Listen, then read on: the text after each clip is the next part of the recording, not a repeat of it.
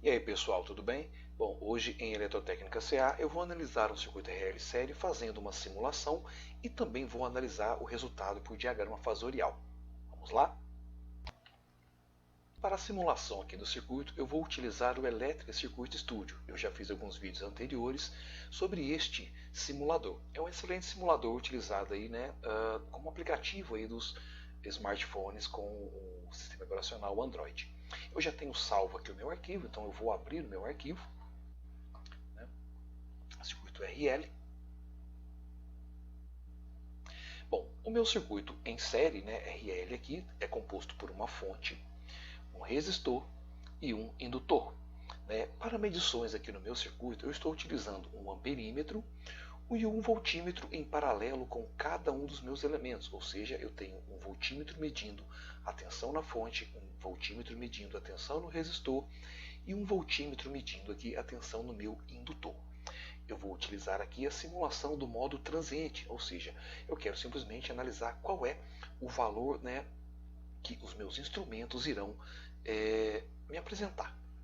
Então vou clicar aqui no play e vou simular. Bom, a simulação, dependendo do computador, do simulador ou do smartphone, pode ser mais rápida ou mais lenta. Isso aí vai depender do equipamento de cada um. Mas nesse circuito em série nós temos a fonte fornecendo a corrente que passará por um resistor, depois passará pelo indutor e retornará à fonte. E a cada meio ciclo isso ocorre em sentidos diferentes.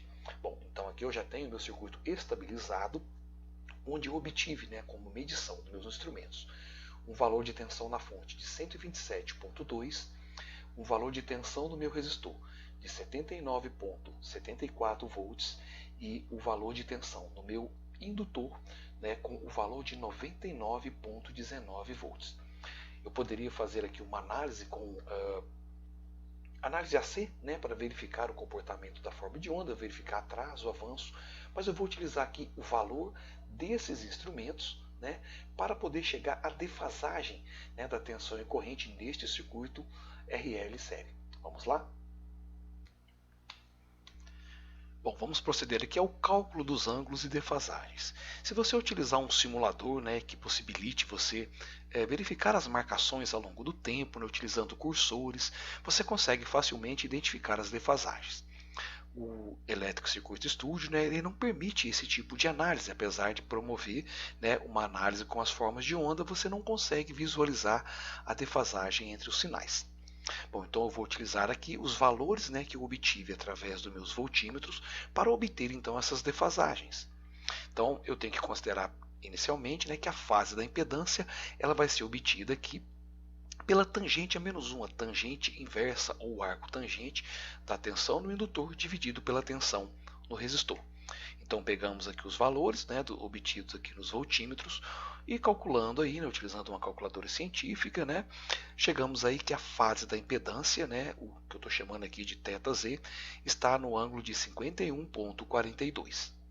Bom, a fase da impedância então em 51,42, nós podemos aqui então considerar, por exemplo, que se a fase da fonte for o referencial com o ângulo de 0 graus, nós chegamos então que a fase da corrente será o ângulo da fonte menos o ângulo da impedância.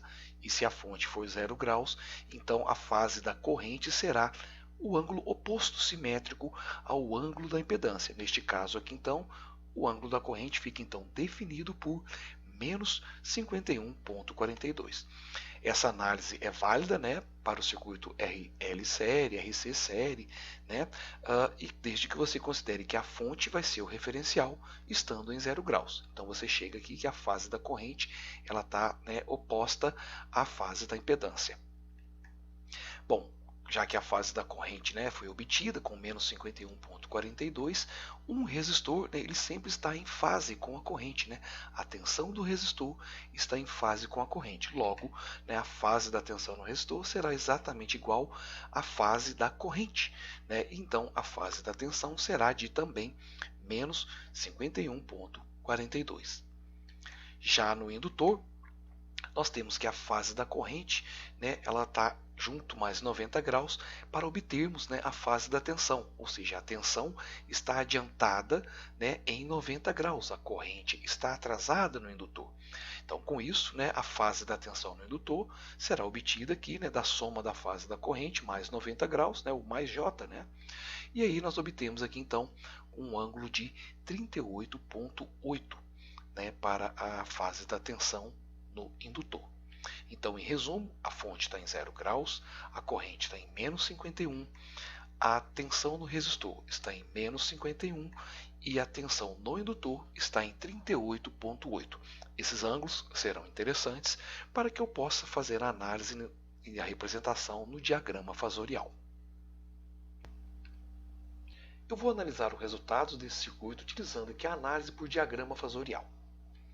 Na análise por diagrama fasorial, você irá precisar de um transferidor, né, para fazer a representação. Tem aqui um modelo de semiciclo, né, onde ele tem a identificação, né, de 0 a 180 graus, né, ou o contrário, né, de 180 a 0 graus. Se você quiser então representar, né, elementos, né, com ângulos positivos e negativos, você pode utilizá-lo nesse sentido, de 0 a 180, ou você pode também, né, rotacioná-lo, né, de cabeça para baixo aqui, né, e aí você terá, né, de 0 a 180 no sentido contrário.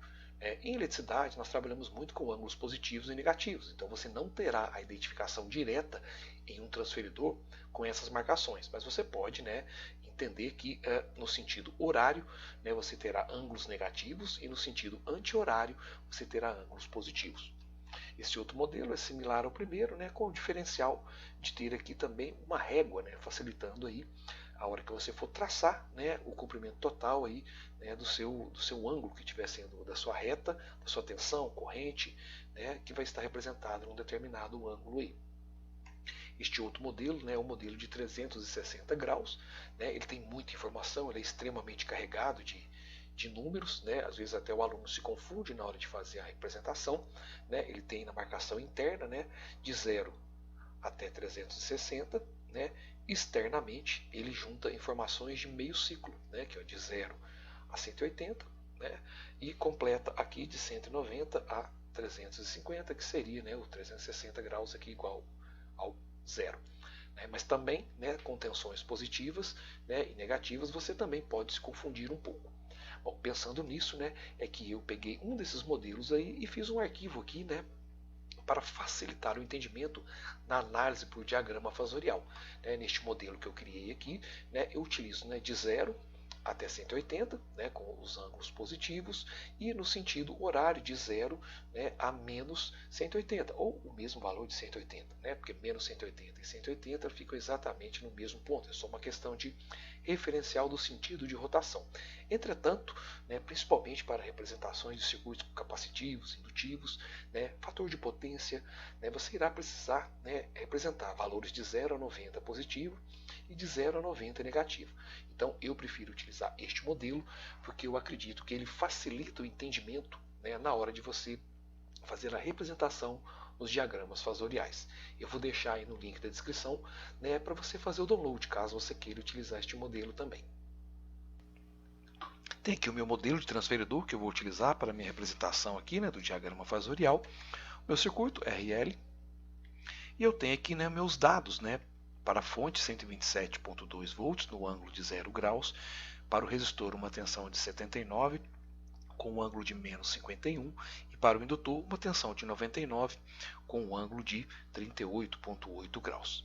Então vou representar a fonte aqui com a cor azul, né? Então a minha fonte está representada aqui partindo da origem, né, do ponto central do meu transferidor aqui da minha representação fasorial, e ela terá o maior valor, né? O maior valor de todos aqui é o 127.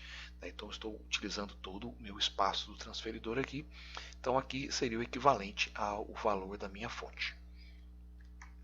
Já para a tensão no resistor, né, eu tenho que fazer ela um pouco menor, né, porque ela aqui é de 79,73 com um ângulo de menos 51. Então a fonte está no ângulo 0, né, e a tensão no resistor está aqui no ângulo de menos 51.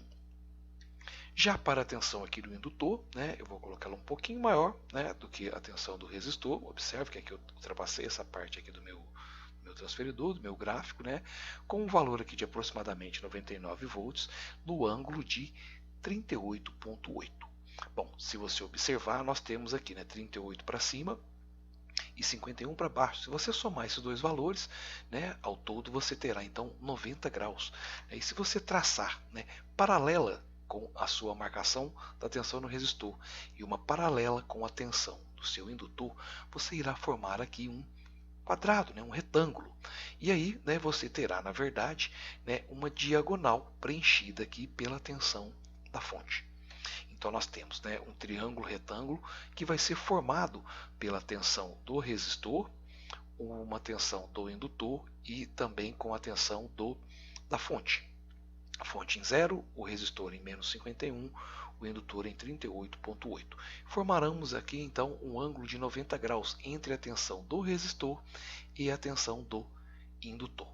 Então, neste triângulo retângulo, então nós podemos analisar, né, os valores das tensões e verificar se o que nós simulamos está de acordo, está correto. Neste triângulo retângulo, né, os catetos serão formados por VL e VR, e na hipotenusa nós teremos a tensão da fonte. Então, utilizando Pitágoras, né, a hipotenusa ao quadrado tem que ser igual, né, à soma dos catetos, né, ao quadrado. Ou, se você quiser não verificar, né, se o valor da fonte, né, tem que dar a soma, né, da raiz quadrada, né, da soma da tensão do resistor ao quadrado mais a tensão do indutor ao quadrado.